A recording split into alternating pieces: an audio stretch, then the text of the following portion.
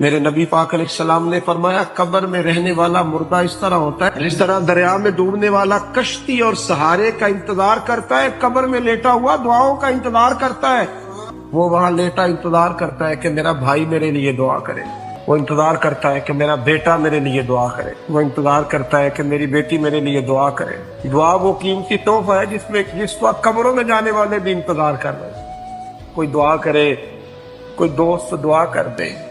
اگر کسی کے بچے لیٹے ہیں تو وہ ماں باپ کی دعاؤں کے منتظر ہیں، دوست لیٹے ہیں تو دوستوں کی دعاؤں کے منتظر ہیں۔ اور میرے نبی کریم علیہ السلام نے فرمایا جب تم دعا کرتے ہو اس طرح دریا میں ڈوبنے والے کے ہاتھ سہارا آئے تو اسے خوشی ہوتی ہے، قبر والے کے پاس دعا پہنچتی ہے تو اسے خوشی ہوتی، ان کے لیے دعائیں کریں۔ میرے نبی پاک علیہ السلام نے فرمایا میری امت قبروں میں گناہگار جائے گی، نکلے گی تو نیکوکار